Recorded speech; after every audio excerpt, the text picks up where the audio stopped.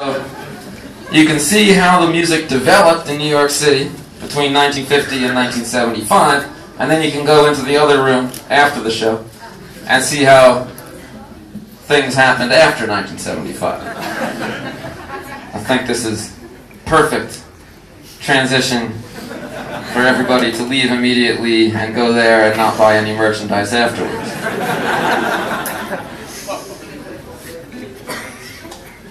So, we start with Harry Smith in 1950, a beatnik weirdo living in New York City. His huge collections were insane of Easter eggs and paper airplanes, and rare records. He had about 1,060,000.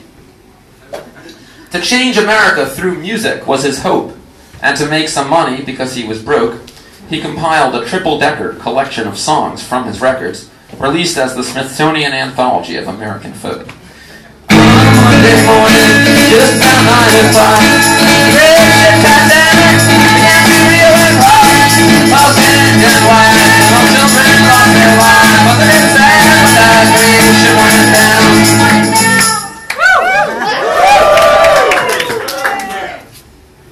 Harry Smith's plan began to work as foretold.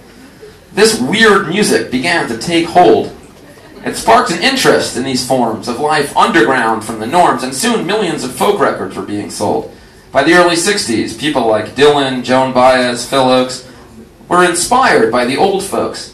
Then, one strange folk band of downtowners, called the Holy Modal Rounders, began to make it more anarchistic with weird voices and drug jokes. Mom's out there, switching in the kitchen, and Dad's in the living room, grousing down the kitchen. I'm out here, kicking the gong for euphoria, euphoria. When your mind starts feeling unwanted, you're inside, starts blue house walking, flow and I'm singing euphoria. So, that was 1964.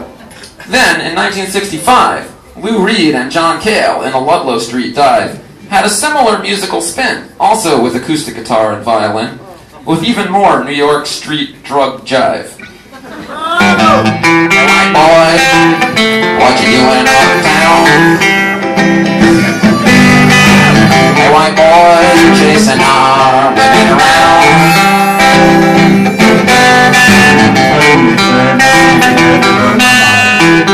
I'm just waiting for the kids to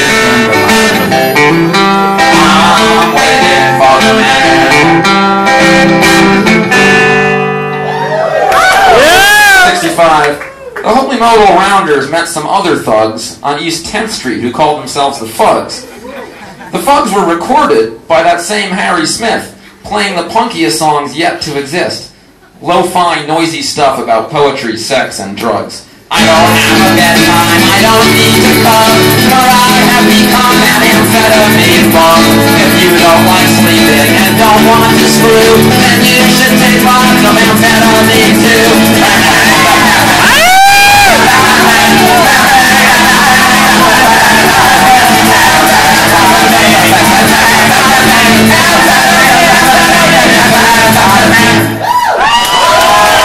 Harry Smith recorded 2 fuck sessions in 65, including their amazing song Nothing. Monday, nothing. Tuesday, nothing. Wednesday, Thursday, nothing. Friday for a change, a little more nothing. Saturday, once more nothing. Fucking nothing, sucking nothing. Flesh and sex, nothing. The world's great books are a great set of nothing. Social anthropology, all nothing, nothing, nothing, nothing, nothing, nothing, nothing, not a goddamn thing. The Fugs were real poets with real topics to speak out, and through the new underground scene, this weird music could leak out, beginning the punk idea that anybody could do it without needing much musical ability to it, and this new crazy music was soon labeled freak out. In 1966, the Fugs signed to New York label ESP. The same label put out a band called The Gods, spelled with a Z. The gods accomplished the feat of making even the Fugs music sound sweet, with the least musical folk punk racket in history.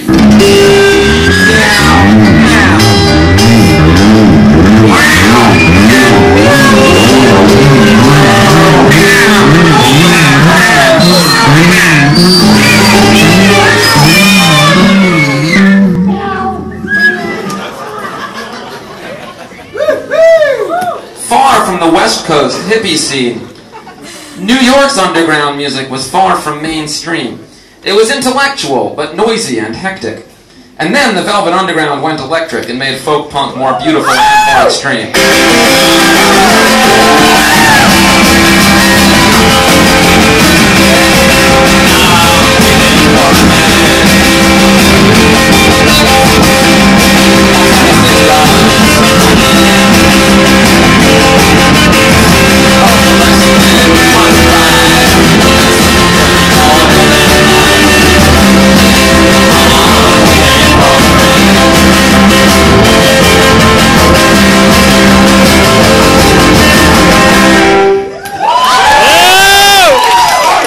Could stop New York's strange folk punk tide. In 1968 came David Peel and the Lower East Side. They recorded an album in the street, screaming and sloppy. Danny Fields signed them to Elektra, and it sold lots of copies, with songs like I Like Marijuana and Up Against the Wall, Motherfucker inside.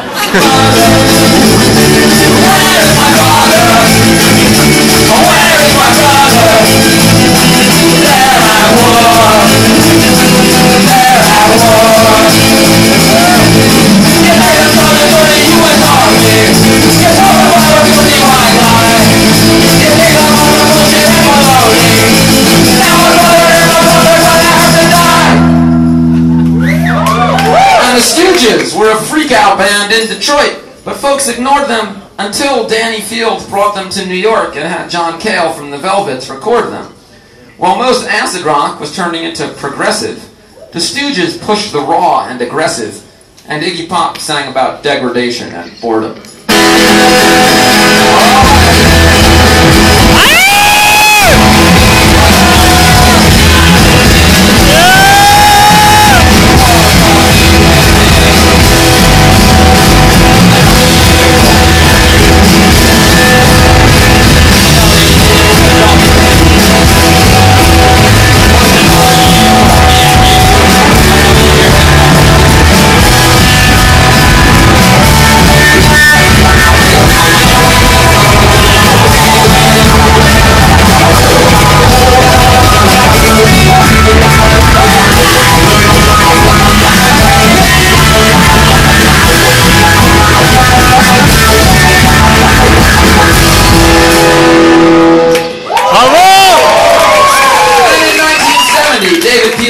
Album came with some amazing songs and some a little bit lame. In most pre-punk histories, David Peel gets forgot because he was a hippie singing lots of songs about pot. But his second album is the first album with the real sound that electric punk rock soon became.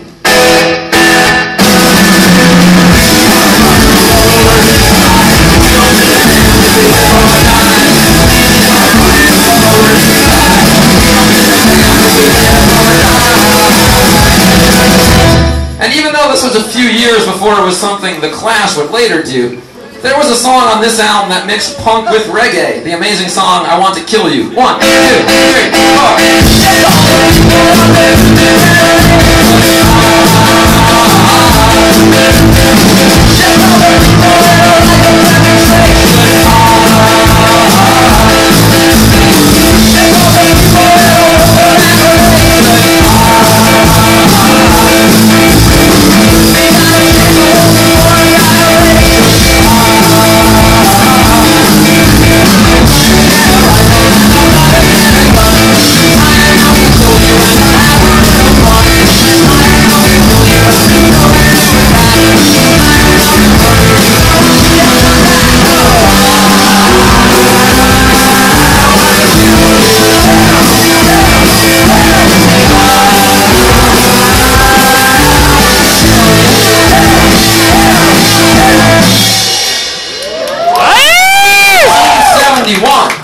Lester Bang's first right to the word punk to describe 60s enthusiastic teenage rock junk. In 1972, New Yorker Lenny Kaye puts out the 60s garage rock compilation Nuggets and coins the phrase punk rock in the liner notes of it, although punk rock would soon come to mean something different from what Lester and Lenny thunk.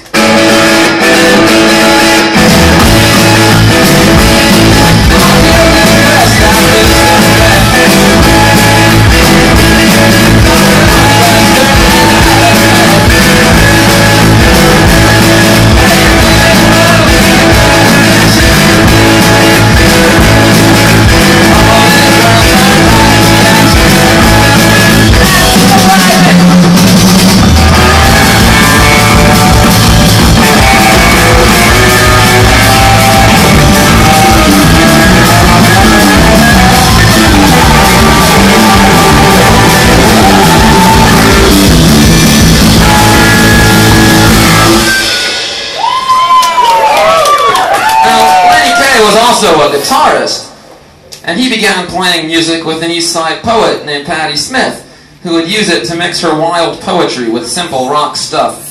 Like the Fugs in a way, but less rough. A postmodern way to take high art and low art and fuse it. Jesus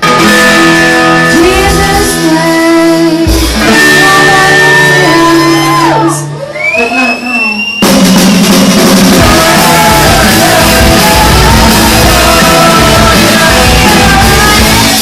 Well, 1972-73 is around when the New York Dolls start, mixing trash and drag fashion with a rock and roll heart. The Johnny Thunders' David Johansen sound mixes the old-style simple rock with the new New York underground and sort of defines the moment when stupid on purpose became the new smart.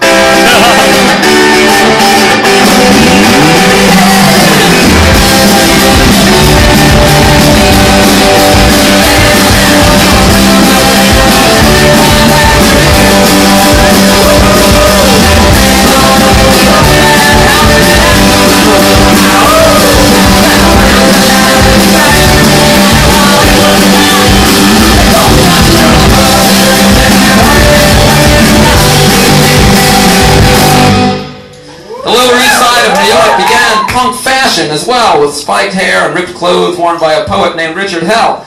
Hell was in television, the Neon Boys, the Heartbreakers, the Voidoids, and he wrote the song that gave the new 70s punk generation its first anthem yell.